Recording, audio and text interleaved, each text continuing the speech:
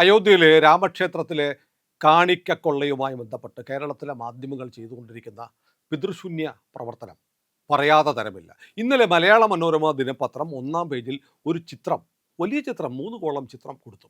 125 kilo തൂക്കമുള്ള രാമചരിതമാനസ് Lakshmi Narayan എന്ന് പറയുന്ന ഒരു മുൻ IAS ഉദ്യോഗസ്ഥൻ കൊടുത്തു. അത് കാണാനില്ല. അതെവിടെ എന്ന് ചോദിച്ചപ്പോൾ ചമ്പത്രായി ചൂടായി, അതടിച്ചു മാറ്റി. എന്ന് പറഞ്ഞാൽ സ്വർണം കൊണ്ടുണ്ടാക്കിയ പുസ്തകമാണ്, 125 കിലോയുണ്ട്, അത് അടിച്ചു മാറ്റിയത് ചമ്പത്രായിയാണ് എന്നാണ് മനോരമ ഇന്നലെ പറഞ്ഞത്. ഇന്ന് അതുമായി ബന്ധപ്പെട്ട വിശദവിവരങ്ങൾ വന്നിട്ടുണ്ട്. ഇന്നലെ 2800ഓളം കാണിക്കകൾ, വിശേഷ കാണിക്കകൾ ക്ഷേത്രത്തിൽ ലഭിച്ചത് ഡിസ്പ്ലേ ചെയ്യാൻ ക്ഷേത്ര ട്രസ്റ്റ് തീരുമാനിച്ചു. കാണാതെ പോയി എന്ന് പറയുന്ന ഈ രാമചരിതമാനസ്, സ്വർണം പൂശിയ സ്വർണത്താളുകളുള്ള ഈ രാമചന്ദ്രമാനസും കാണിച്ചു. പക്ഷെ മനോരമ ഇന്നലെ കൊടുത്ത ആ സ്പേസ് ഇന്ന് ആ വാർത്തയ്ക്ക് കൊടുത്തിട്ടില്ല. എവിടെയോ ഒരു വരി കൊടുത്തിട്ടുണ്ട്. എന്നിട്ട് ഇന്ന് മനോരമ പറയുന്നു രാമക്ഷേത്രത്തിൽ ആരുമില്ല, എന്നിട്ട് ശൂന്യമായ ഒരു തെരുവിൻ്റെ പടവും. ഞാൻ അന്വേഷിച്ചു, നമുക്കവിടെ അന്വേഷിക്കാൻ മാർഗമൊക്കെ ഉണ്ട്. ഇന്നലെ അയോധ്യയിലെ രാമക്ഷേത്രം സന്ദർശിച്ചത് 1.5 ലക്ഷം പേരാണ്. അതാണ് മനോരമ പറഞ്ഞത്, അയോധ്യയിൽ ആരുമില്ല.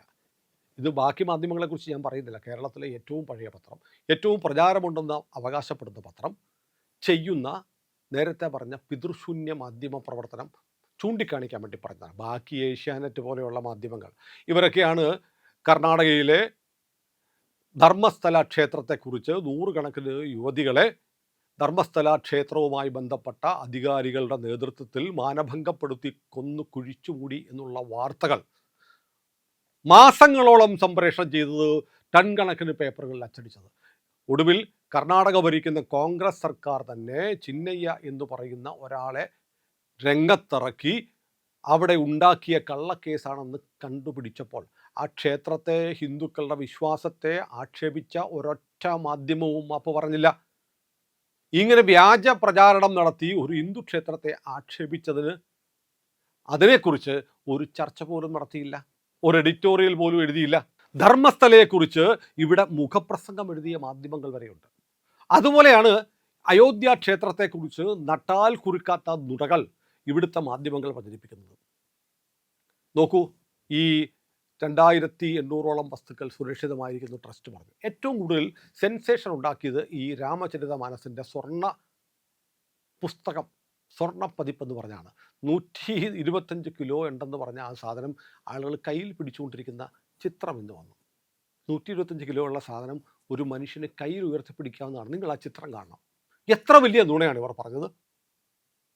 125 കിലോഗ്രാം 2 കൈകളിൽ ഉയർത്തിപ്പിടിക്കാൻ കഴിയുന്ന മനുഷ്യനാരാണ് നമ്മുടെ നാട്ടിലുള്ളത്? വലിയ ഗുസ്തിക്കാർക്ക് പറ്റുമോ? എനിക്ക് സംശയമാണ്. സാധാരണ ഒരു പുസ്തകം എടുത്ത് കയ്യിൽ പിടിക്കുന്നത് പോലെ അതിൻ്റെ ചിത്രം വന്നിരിക്കുന്നു. എന്നിട്ട് എന്താ പറ്റിയിരിക്കുന്നത്? ക്ഷേത്രത്തിൽ കാണിക്ക കൊടുക്കും. ഈ കാണിക്കയൊക്കെ ക്ഷേത്രത്തിൻ്റെ മുന്നിൽ ഇങ്ങനെ നിരത്തി വെക്കാൻ പറ്റില്ല.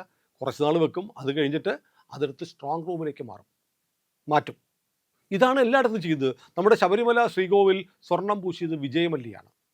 വിജയ് മല്യയെക്കുറിച്ച് നമ്മളിപ്പോഴും പറയും. സ്വർണ്ണക്കൊള്ള നടന്നപ്പോൾ വിജയ് മല്യ, ബിസിനസ്സുകാരനായ കിങ് ഫിഷർ ഗ്രൂപ്പിൻ്റെ ഉടമ വിജയ് മല്യ ഭക്തി കൊണ്ട് സ്വർണം പൂശി എന്നാണ് നമ്മളൊക്കെ ധരിച്ചു വെച്ചിരിക്കുന്നത്. പക്ഷേ അങ്ങനെ സ്വർണം പൂശുന്നതിന് ഒപ്പം വിജയ് മല്യ ഒരാവശ്യം ഉന്നയിച്ചിരുന്നു.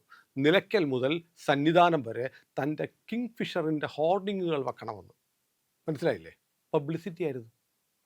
അവസാനം സ്വർണം പൂശി ഇത് വെക്കാൻ ദേവസ്വം ബോർഡ് അനുവാദം കൊടുത്തില്ല. ഇയാൾ ഹൈക്കോടതി പോയി. ഹൈക്കോടതി പോയപ്പോൾ ഹൈക്കോടതി പറഞ്ഞു കിങ് ഫിഷറിൻ്റെ പരസ്യമൊന്നും അവിടെ വെക്കാൻ പറ്റില്ല, വേണമെങ്കിൽ സന്നിധാനത്തോ എവിടെയെങ്കിലും താനാണ് ഈ സ്വർണം പൂശിയത് എന്ന് വേണമെങ്കിൽ എഴുതുന്ന ഒരു കല്ല്, ശിലാഫലകം വെച്ചോളാൻ പറഞ്ഞു. ഇപ്പോൾ ഗുരുവായൂരിൽ സ്വർണ്ണ തുലാഭാരം നടത്തി ശോഭാ ഗ്രൂപ്പ്. കേരളത്തിൽ ശോഭാ ഗ്രൂപ്പ് ഏറ്റവും കൂടുതൽ അറിയപ്പെട്ടു തുടങ്ങിയത് ഒരു പക്ഷേ സ്വർണ്ണ തുലാഭാരത്തിന് ശേഷമാണ്. അപ്പോൾ ഇങ്ങനെയൊക്കെ ചെയ്യുന്ന കാര്യങ്ങൾക്ക് സ്വാഭാവികമായും കിട്ടുന്നൊരു പബ്ലിസിറ്റി ആസ്പെക്റ്റ് ഉണ്ട്. ഒരു പൈസ മുടക്കില്ലാതെ കിട്ടുന്ന പബ്ലിസിറ്റി. 1 കിലോ സ്വർണം കൊടുത്തിട്ട് 100 കോടിയുടെ പരസ്യം കിട്ടുക, വിശ്വാസികളുടെ മനസ്സിലേക്ക് നമ്മുടെ ഭഗവാനുമായി ഏറ്റവും അടുപ്പമുള്ള ആളാണ് എന്നൊരു ഇമ്പ്രഷൻ ഉണ്ടാക്കുക. ഇതൊക്കെ ആയിരിക്കും ഈ ലക്ഷ്മി നാരായണൻ എന്ന് പറയുന്ന പഴയ IASകാരൻ്റെ മനസ്സിലുണ്ടായിരുന്നത്. അയാൾ പറഞ്ഞു കാണും, അവിടെ ചെന്ന രാമൻ്റെ ക്ഷേത്രത്തിലോട്ട് ചെല്ലുമ്പോൾ ആദ്യം ഇരിക്കുന്നത് എൻ്റെ രാമചരിതമാനസമാണ് എന്നൊക്കെ പറഞ്ഞിട്ടുണ്ടാവും. ചില ആളുകൾ അവിടെ ചെന്നിട്ട് ഞാൻ അവിടെ ചെന്നിട്ട് സാധനം ഒന്നും കണ്ടില്ല, ചുമ്മാ തള്ളല്ലേ എന്ന് പറഞ്ഞു കാണും. അതുകൊണ്ടാണ് അയാളിപ്പോൾ വന്നിട്ട് ഇത് കാണാനില്ല എന്ന് പറഞ്ഞു വന്നത്.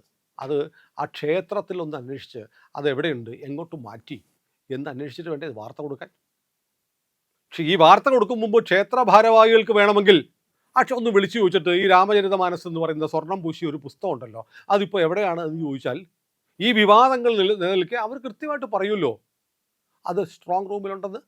ഇപ്പോൾ 2800 വസ്തുക്കളും പ്രദർശിപ്പിക്കാൻ ക്ഷേത്ര ട്രസ്റ്റ് തീരുമാനിച്ചിരിക്കുക.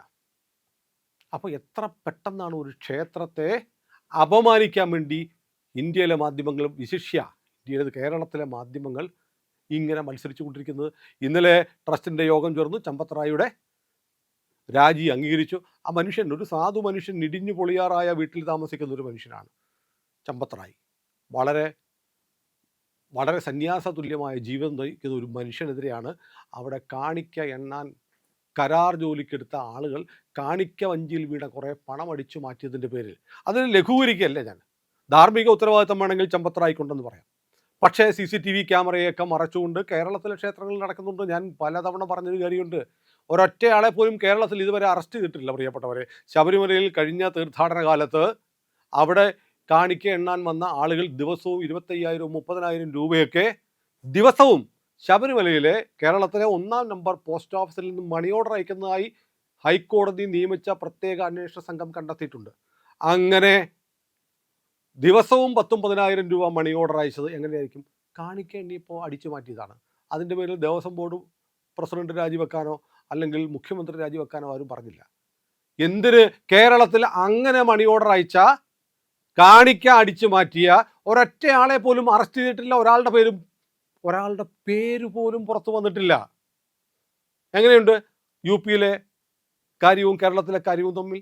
ഇതിനെക്കുറിച്ചൊന്നും മിണ്ടാതെയാണ് ഇവരിപ്പോൾ അയോധ്യയിലെ കാണിക്ക കൊള്ളയെക്കുറിച്ച് പറയുന്നത്. കാണിക്ക എണ്ണുന്നതിനടുത്ത് കൊള്ള നടന്നിട്ടുണ്ട്, ആളുകൾ പണം ഉണ്ടാക്കിയിട്ടുണ്ട്, അവരെ പിടികൂടിയിട്ടുണ്ട്. പ്രത്യേക അന്വേഷണ സംഘം വന്നു, 8-9 പേരെ അറസ്റ്റ് ചെയ്തു. അവരുടെ വീട് ടിന്നു യാദവ് എന്ന് പറയുന്നവൻ്റെ വീട് പൊളിച്ചു കളയാൻ യോഗി സർക്കാർ നോട്ടീസ് കൊടുത്തിരിക്കുക. ഇതൊക്കെയല്ലേ നടപടി? ആ നടപടിയെ ശ്ലാഘിക്കുന്നതിന് പകരം അതിന് മൊത്തം ഡിഫൈം ചെയ്യാൻ കേരളത്തിലെ മാധ്യമങ്ങൾ, സകല മാധ്യമങ്ങളും, എല്ലാ ഇലക്ട്രോണിക് മാധ്യമങ്ങളും, എല്ലാ സാറ്റലൈറ്റ് ചാനലുകളും എല്ലാം എന്ന് ഞാൻ ഉറപ്പിച്ച് പറയുകയാണ്. എനിക്ക് ഏഷ്യാനെറ്റ് അത് ചെയ്യുന്നതിൽ വലിയ ഖേദമുണ്ട്. പല കാര്യങ്ങൾ കൊണ്ടാണ്. അതവിടെ നിൽക്കട്ടെ, അതല്ലല്ലോ നമ്മുടെ ചർച്ചാ വിഷയം. ഏതായാലും അങ്ങനെ ചെയ്യുന്നുണ്ട്. ഇതിനിടയ്ക്ക് വിശ്വ ഹിന്ദു പരിഷത്തിൻ്റെ അന്താരാഷ്ട്ര പ്രസിഡന്റ് അലോക് കുമാർ ഒരു പ്രധാനപ്പെട്ട ആവശ്യവുമായിട്ട് വന്നിട്ടുള്ളത് ശ്രദ്ധിക്കണം. അലോക് കുമാർ പറയുന്നത് ചില ആളുകൾക്കെതിരെ കേസെടുക്കണം. രാം ഗോപാൽ യാദവ്, അരവിന്ദ് കെജ്രിവാൾ, സഞ്ജയ് സിംഗ്, പ്രിയങ്ക വാദ്ര ഇവർക്കെതിരെ കേസെടുക്കണം. കാരണം ഈ സംഭവം ഉണ്ടായപ്പോൾ ഈ രാം ഗോപാൽ യാദവ് എന്ന് പറയുന്ന SP നേതാവ് എന്താ പറഞ്ഞത്? 20,000 കോടി രൂപയുടെ കൊള്ള നടന്നു എന്ന് പറഞ്ഞു. അരവിന്ദ് കെജ്രിവാളും സഞ്ജയ് സിംഗും പറഞ്ഞ് 200 കോടി എന്നാണ്, 100 കണക്കിന് കോടി എന്നാണ് പ്രിയങ്ക വാദ്ര പറഞ്ഞത്. തെളിവ് എവിടെ? ഇവർ എന്തടിസ്ഥാനത്തിലാണ്, എന്ത് ഡാറ്റയുടെ അടിസ്ഥാനത്തിലാണ് ഹിന്ദുക്കളുടെ പരമപവിത്രമായ ശ്രീരാമക്ഷേത്രത്തെക്കുറിച്ച് ഇത്തരം ഫിഗർ പറഞ്ഞത്? ഇപ്പോൾ ഉദ്ധവ് താക്കറെ പറയുന്നത് ഞാൻ വെള്ളിക്കട്ടി കൊടുത്തു, അതിൻ്റെ റെസീറ്റ് കിട്ടിയില്ല. വെള്ളിക്കട്ടി കൊടുത്തെങ്കിൽ റെസീറ്റ് വാങ്ങേണ്ടത് ഉദ്ധവ് താക്കറെക്ക് അറിയില്ലായിരുന്നോ? വെറുതെ കൊടുത്തിട്ട് പോരുകയാണോ? നമ്മൾ പോലും ഒരു അമ്പലത്തിലെ നടക്കി ഒരു സാധനം വെക്കുമ്പോൾ റെസീറ്റ് എടുത്ത് മേടിക്കുന്നുണ്ടല്ലോ. ഉദ്ധവ് താക്കറെക്ക്, ബാൽ താക്കറയുടെ മകനായ ഉദ്ധവ് താക്കറെക്ക് അറിയില്ലായിരുന്നോ? ഇത് മാത്രമല്ല, റെസീറ്റ് കൂടിയല്ലേ കഴിയൂ ഉദ്ധവ് താക്കറെക്ക്. കാരണം ആദായ നികുതി അടയ്ക്കുമ്പോൾ ഇത് റെസീറ്റ് കാണിക്കണ്ടേ? രാമക്ഷേത്ര ട്രസ്റ്റിന് സംഭാവന കൊടുത്താൽ നികുതി ഇളവ് കിട്ടുമല്ലോ. അപ്പോൾ ഉറപ്പായിട്ടും നിങ്ങൾ റെസീറ്റ് വാങ്ങേണ്ടതാണ്, വാങ്ങിയിരിക്കും, നിങ്ങളുടെ കയ്യിൽ കാണും. ഇല്ല എങ്കിൽ നിങ്ങളത് കൊടുത്തിട്ടില്ല. രാമക്ഷേത്രം ഉണ്ടാക്കിയതിന് ശേഷം അവിടേക്കൊന്ന് തിരിഞ്ഞു നോക്കാത്ത മുലായമിൻ്റെ മകനും അഖിലേഷ് യാദവും കെജ്രിവാളും പ്രിയങ്ക വാദ്രയും രാഹുൽ ഗാന്ധിയുമൊക്കെ ഇപ്പോൾ രാമക്ഷേത്രത്തിൻ്റെ പേരിൽ കണ്ണീരൊഴുക്കുന്ന കാഴ്ചയാണ് നമ്മൾ കാണുന്നത്. ഏതായാലും അലോക് കുമാർ പറഞ്ഞിരിക്കുന്നതനുസരിച്ച് ഇവർക്കെതിരെ കേസെടുക്കേണ്ടതാണ്. പ്രതികളാണ് ഇവർ. ഒരു മഹനീയ ക്ഷേത്രത്തെ അധിക്ഷേപിക്കാൻ, സംശയത്തിൻ്റെ നിഴലിൽ നിർത്താൻ വേണ്ടി രാഷ്ട്രീയം കളിക്കാൻ ശ്രമിക്കുന്ന ഇവർക്കെതിരെ കേസെടുക്കേണ്ടതാണ്. മാത്രമല്ല, ഞങ്ങൾ കൊടുത്തു, റെസീറ്റ് കിട്ടിയില്ല എന്ന് പറയുന്നവരെ വിളിച്ചു വരുത്തി ചോദ്യം ചെയ്ത് അത് കൊടുക്കാൻ ഇവർക്കുണ്ടായിരുന്ന വരുമാന സ്രോതസ് എന്തായിരുന്നു എന്നും അന്വേഷിക്കേണ്ടതാണ്. ഏതായാലും ഒരു കാര്യം ഉറപ്പാണ്, അയോധ്യയിൽ ഭഗവാൻ രാമന് കാണിക്കയായി കിട്ടിയ പണം കട്ടവരെയൊക്കെ ശിക്ഷിക്കാനുള്ള നടപടി ഒന്നാന്തരമായി നടക്കുന്നുണ്ട്. ഇവിടെ കേരളത്തിൽ ശബരിമല കൊള്ള നടത്തിയവർക്ക് നിഷ്പ്രയാസം ജാമ്യം കിട്ടുന്ന തരത്തിൽ ഊരിപ്പോരാൻ പറ്റുന്ന വിധത്തിലല്ല അവിടെ ചാർജ് ഷീറ്റ് കൊടുക്കുക. ഉറപ്പാണ് ജാമ്യം കിട്ടത്തില്ല. ഇവിടെയോ എല്ലാവരും ഊരിപ്പോന്നില്ലേ? ഒറ്റ ഒരാളെ ജയിലിൽ തന്നെ പിടിച്ചിടാൻ കേരളത്തിലെ സർക്കാർ തീരുമാനിച്ചില്ലല്ലോ. കുറ്റപത്രം യഥാസമയം കൊടുക്കാതെ എല്ലാവർക്കും ഡിഫോൾട്ട് ബെയിൽ കിട്ടി. ഒത്താശയല്ലേ, ഒത്തുകളിയല്ലേ? പ്രതിപക്ഷത്തിനും പരാതിയില്ലല്ലോ.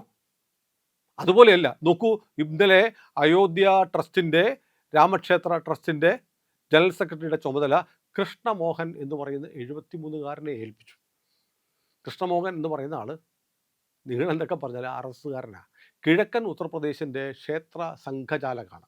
ഏതായാലും അത് വളരെ വൃത്തിയായിട്ട് കാര്യങ്ങൾ കൊണ്ടുനടക്കാൻ ആ ക്ഷേത്ര ട്രസ്റ്റിനും ഉത്തർപ്രദേശ് സർക്കാരിനും അറിയാം.